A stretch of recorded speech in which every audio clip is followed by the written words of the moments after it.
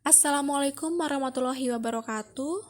Perkenalkan, saya Livana Yuliasari, NIM A320209225, akan menjelaskan mengenai beberapa subbab dalam bab 2, Manajemen Pendidikan Nasional.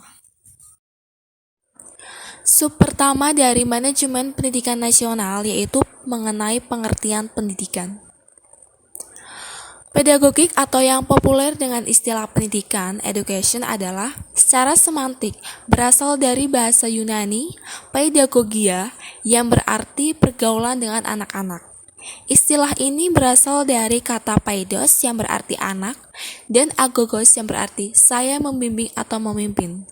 Purwanto 1998-1.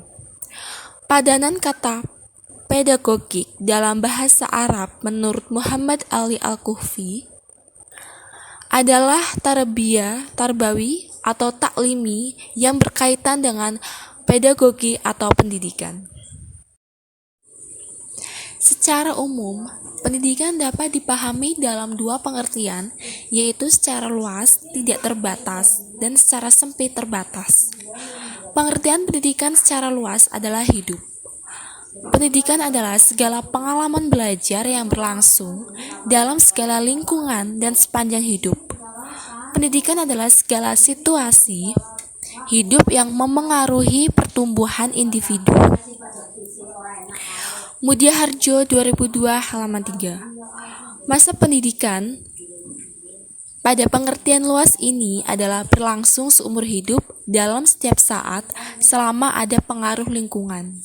Lingkungan pendidikannya adalah berlangsung dalam segala lingkungan hidup, baik yang khusus diciptakan untuk kepentingan pendidikan maupun yang ada dengan sendirinya. Bentuk kegiatannya adalah terbentang dari bentuk-bentuk yang misterius dan tidak sengaja sampai dengan terprogram. Pendidikan berlangsung dalam beraneka ragam bentuk, pola, dan lembaga. Pendidikan didirikan dapat terjadi di sembarang, kapan, dan di mana saja dalam hidup. Tujuannya adalah terkandung dalam setiap pengalaman belajar, tidak ditentukan dari luar. Tujuan pendidikan adalah pertumbuhan, tidak terbatas sebagaimana dengan tujuan hidup. Pengertian pendidikan secara sempit atau sederhana adalah persekolahan. Pendidikan adalah pengajaran yang diselenggarakan di sekolah sebagai lembaga pendidikan formal. Pendidikan adalah segala pengaruh yang diupayakan sekolah terhadap anak dan remaja yang diserahkan kepadanya agar memiliki kemampuan yang sempurna dan kesadaran penuh terhadap hubungan-hubungan dan tugas sosial. Mudiaharjo 2002-6. Pendidikan dalam arti sederhana juga diartikan sebagai usaha manusia untuk membina kepribadiannya sesuai dengan nilai-nilai di dalam masyarakat dan kebudayaan. Hasbullah 2005-1. Dalam perkembangannya, istilah pendidikan atau pedagogi berarti bimbingan atau pertolongan yang diberikan dengan sengaja oleh orang dewasa agar menjadi dewasa. Selanjutnya, pendidikan diartikan sebagai usaha yang dijalankan oleh seseorang atau kelompok orang lain agar menjadi dewasa atau mencapai tingkat hidup atau penghidupan yang lebih tinggi dalam arti mental. Sudirman dan kawan-kawan 1992-4. Pendidikan secara sempit mempunyai karakteristik tertentu, yaitu pertama, masa pendidikan yang berlangsung dalam waktu yang terbatas, yaitu masa anak dan remaja.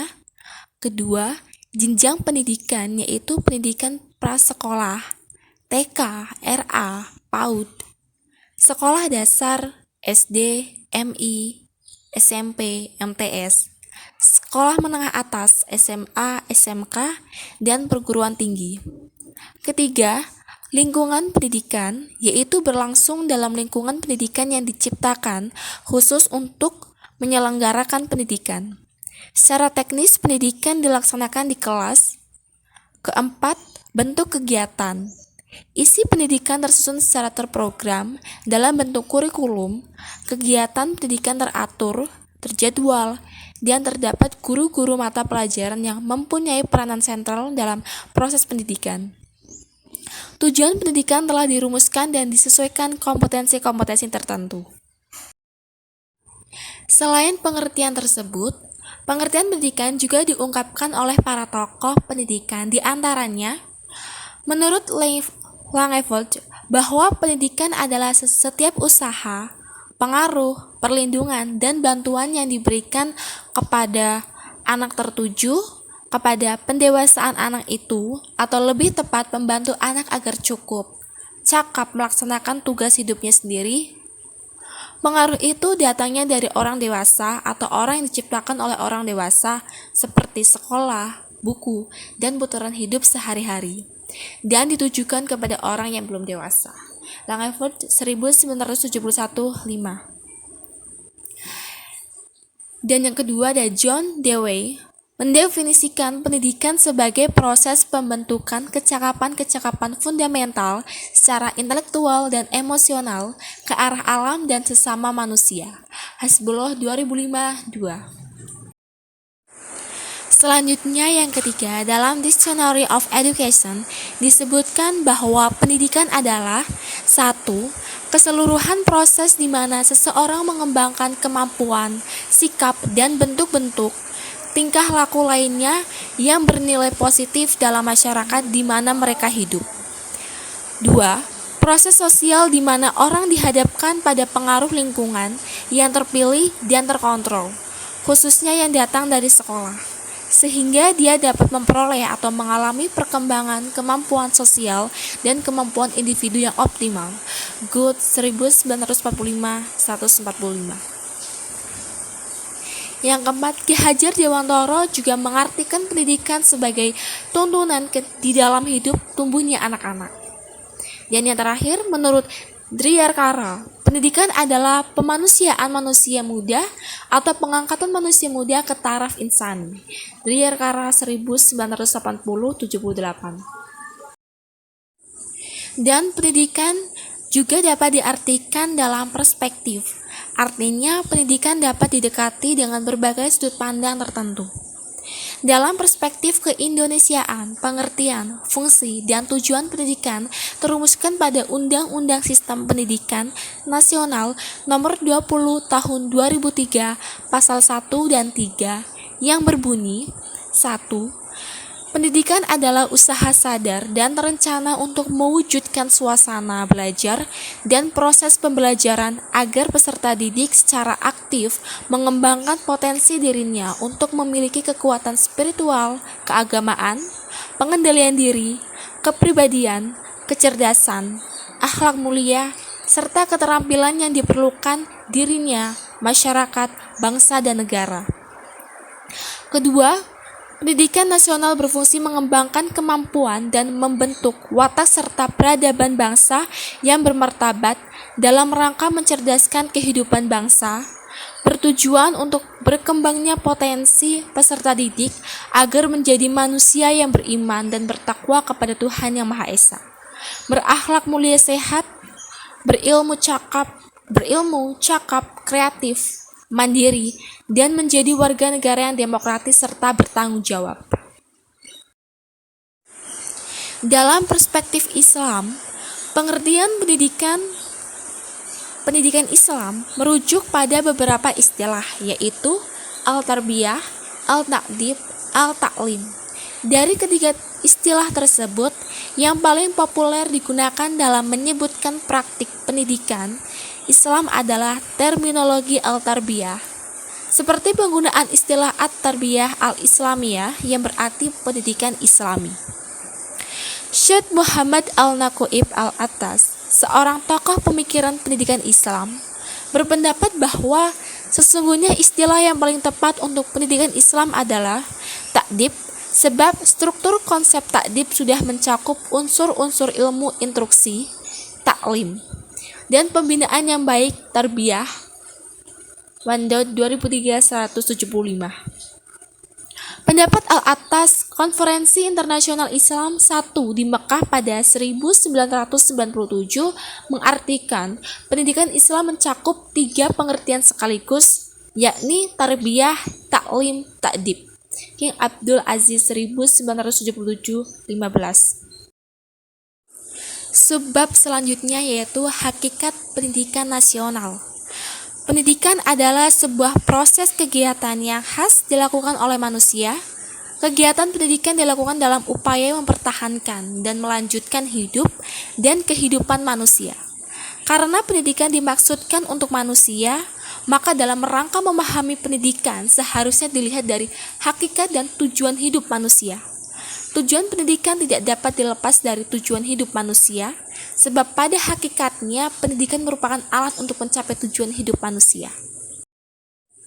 Manusia dalam bahasa Inggris disebut man, asal kata dari bahasa Anglo-Saxon man.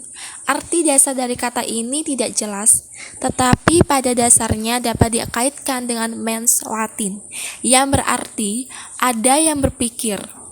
Demikian halnya arti kata anthropos Yunani tidak begitu jelas. Semula anthropos berarti seseorang yang melihat ke atas. Sekarang kata ini dipakai untuk mengartikan wajah manusia. Dan akhirnya homo bahasa Latin yang artinya orang yang dilahirkan di atas bumi, Loren Bagus 2565. Kamus Besar Bahasa Indonesia mengartikan manusia sebagai makhluk yang berakal budi, mampu menguasai makhluk yang lain. Pengertian manusia oleh para tokoh diantaranya Plato yang memandang hakikat manusia sebagai suatu kesatuan pikiran, kehendak, dan nafsu-nafsu. Aristoteles memandang manusia sebagai makhluk rasional yang memiliki kesatuan organik antara tubuh dan jasad, dan Sartre mendefinisikan manusia sebagai nol yang menolkan, Porsoi yang bukan merupakan objek melainkan subjek yang kodratnya bebas. Loren Bagus 2266. Manusia dalam aspek biologis tidak jauh berbeda dengan hewan. Perbedaan mendasarnya adalah pada aspek rohani dan akal budinya. Dengan akal, manusia melahirkan kebudayaan dan peradaban. Manusia dapat berimajinasi dan memiliki tujuan. Beragamnya pandangan terhadap hakikat manusia, maka para ahli pikir dan ahli filsafat memberikan sebutan kepada manusia sesuai dengan kemampuan yang dapat dilakukan manusia oleh manusia. Di antaranya, manusia adalah Homo sapiens, artinya makhluk yang mempunyai budi dan tujuan. Manusia adalah animal rasional, artinya binatang yang berpikir. Manusia adalah Homo eloquent, artinya makhluk yang pandai menciptakan bahasa dan menjelmakan pikiran manusia dan perasaan dalam kata-kata yang tersusun. Manusia adalah Homo faber, artinya makhluk yang terampil. Manusia adalah zoon politikon, yaitu makhluk yang pandai bekerja sama, bergaul dengan orang lain, dan mengorganisasi diri untuk memenuhi kebutuhan hidupnya.